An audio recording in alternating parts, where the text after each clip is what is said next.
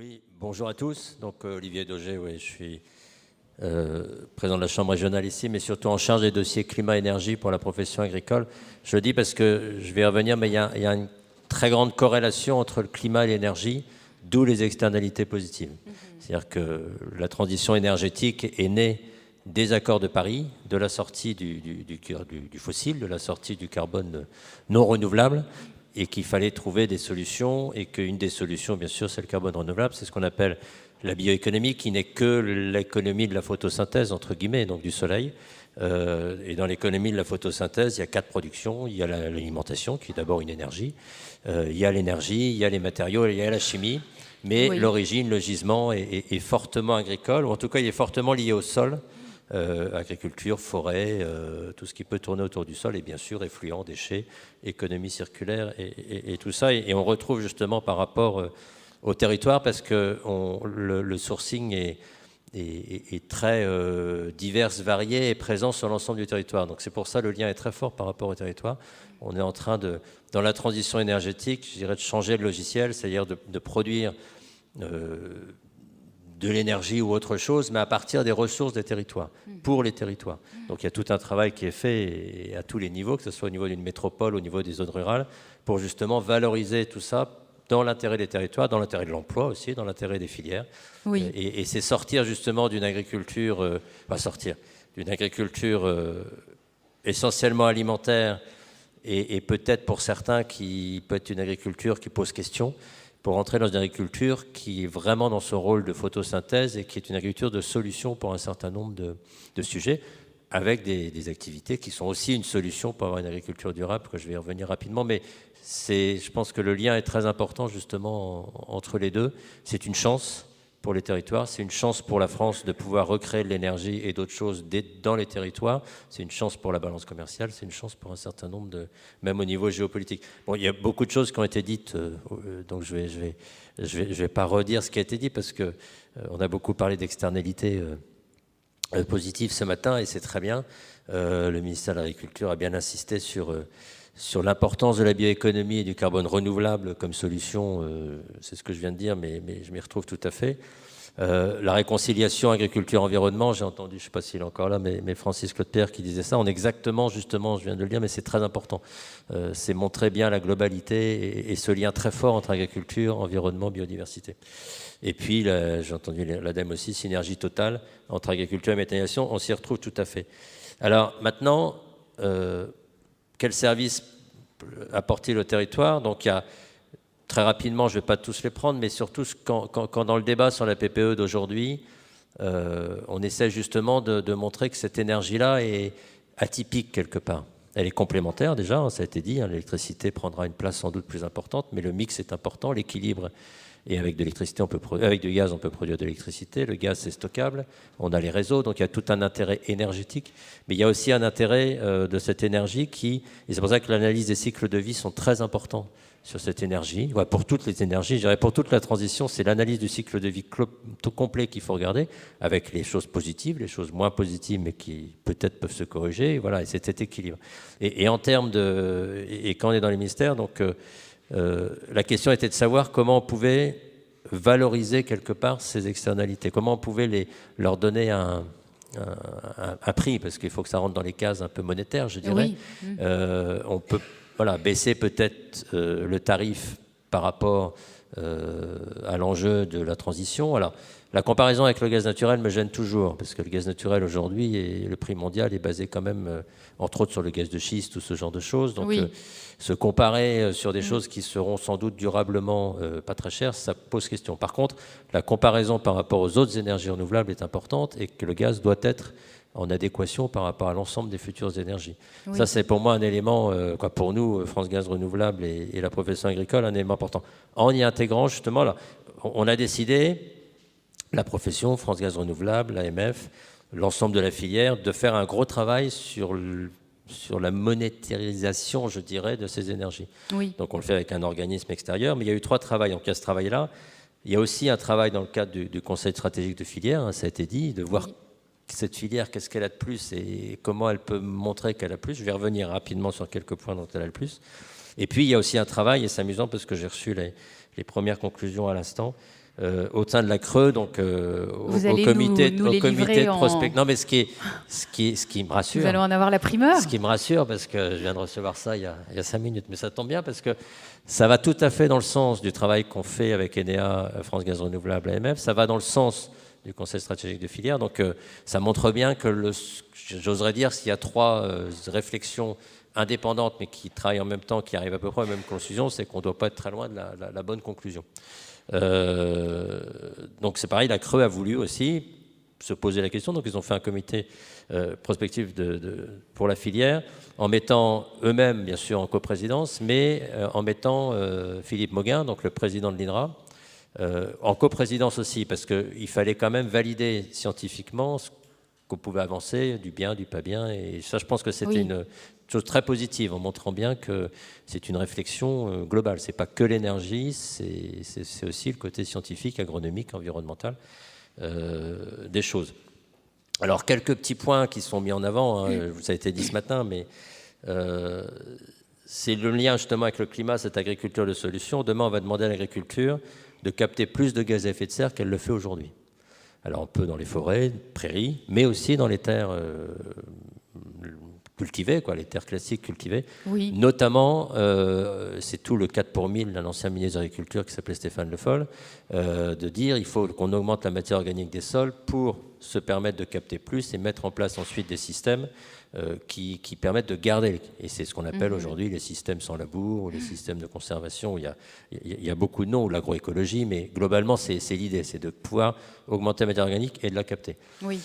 Augmenter la matière organique, ça veut dire quoi? C'est-à-dire qu'il faut des sols couverts, donc ça veut dire qu'il faut mettre des cultures intermédiaires entre les cultures alimentaires, qui restent la priorité pour l'agriculture. Il n'y a pas photo non plus là-dessus. Et c'est justement là tout l'intérêt de se dire on va couvrir plus les sols, on va produire... Alors ça a un intérêt aussi pour l'érosion, ça a un intérêt, on le voit aujourd'hui en termes de pression parasitaire, et notamment sur les insecticides. Les gens qui sont dans ce genre de type d'agriculture mettent beaucoup moins d'insecticides. Donc ça montre que c'est un intérêt sur les phytos.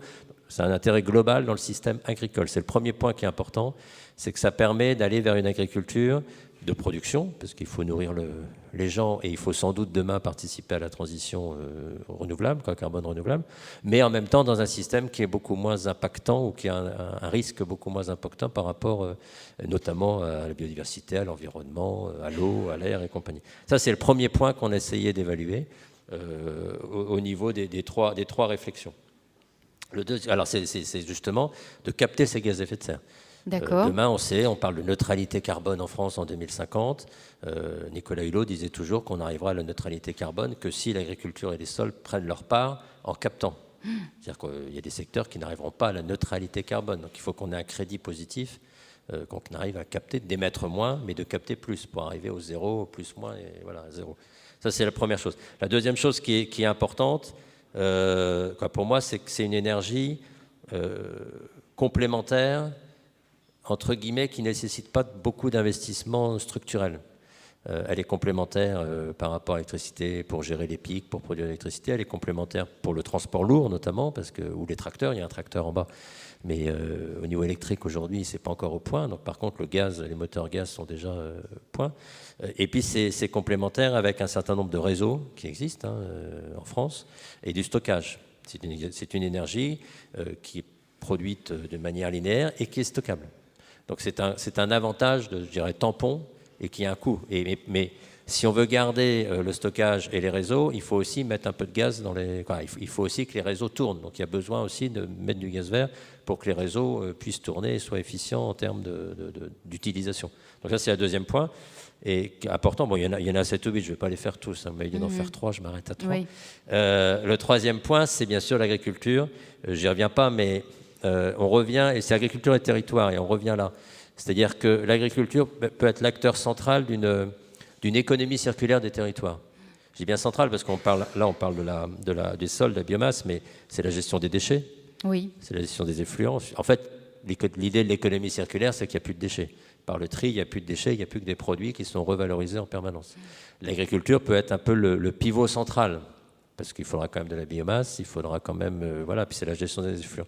Donc ce deuxième point, il est aussi très important parce qu'on recrée de l'emploi dans les territoires, on recrée de la dynamique dans les territoires, on prend moins de risques par rapport à l'eau parce qu'un digestat est beaucoup plus facile à maîtriser qu'un effluent, un lisier agricole ou ce genre de choses. Donc on amène des choses positives qui évitent des risques ou des dégradations qui coûtent. Donc voilà, c'est tous ces éléments-là. Oui. Et par le territoire, je termine là-dessus, parce qu'on est véritablement, notamment aussi, on en parlait tout à l'heure, mais pourquoi pas par le crowdfunding ou ce genre de choses, dans le territoire qui valorise pour le territoire. Les territoires qui créent de la richesse pour le territoire, qui créent du dynamique pour le territoire. Alors quand je parle d'un territoire, encore une fois, c'est un territoire qui peut être rural, ça peut être autour de métropoles et ainsi de suite. C'est l'intérêt de valoriser tout ce qui peut être valorisé, qui n'était pas valorisé. Et remettre justement les sols, l'agriculture, la sylviculture, au centre pas pour attirer tout vers l'agriculture, hein, Oui. mais en termes de raisonnement au centre de la réflexion. Et si on parle un peu de chiffres, en fait, ça représente quoi, ces externalités positives? Parce que tout à l'heure, on voyait des chiffres, 55 à, je n'ai plus de mémoire, mais 70 € par mégawattheure. Les chiffres qui sortent des trois quoi, en global, on arrive à peu près, bon, il faut affiner, hein, mais on est entre 40 et 70 € du mégawattheure d'avantage. Ce qui est énorme par rapport au prix actuel. Aujourd'hui, le gaz naturel, c'est 20-25. Le prix moyen 90-95, donc si on se compare, la différence elle est presque là.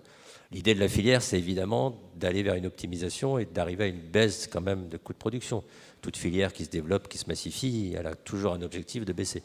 Oui. Nous, ce qu'on dit, c'est que les 30% qui nous sont demandés pour dans 3 ans, c'est pas raisonnable, parce que personne ne peut y arriver.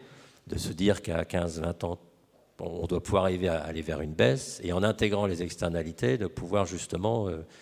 en cogénération, ça existe déjà un petit peu aujourd'hui. Hein. Le prix de la cogénération, c'est-à-dire la production d'électricité à partir du gaz, vous avez un prix de l'électricité plus une prime à l'effluent.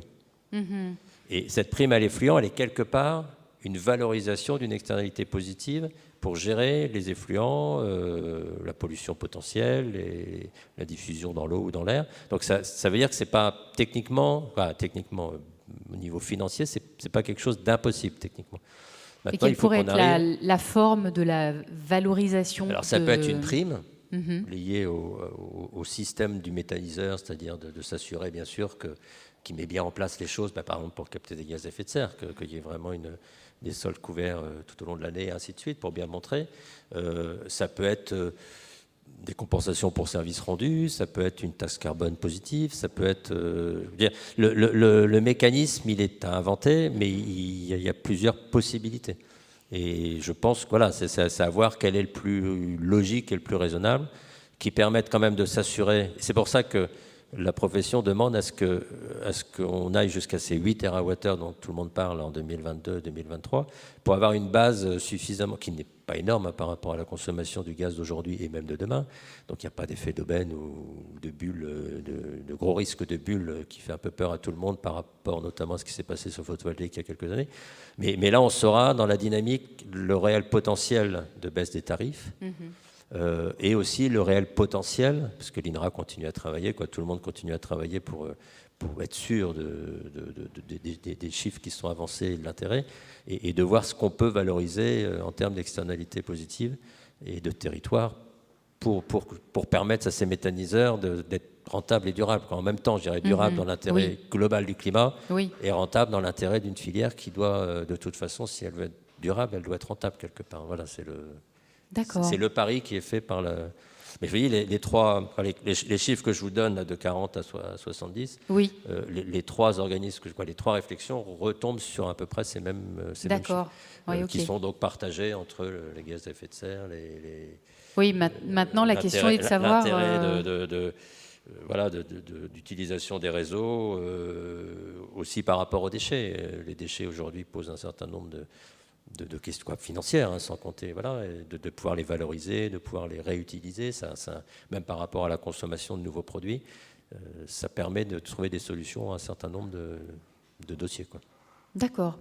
Très bien, merci pour ces explications.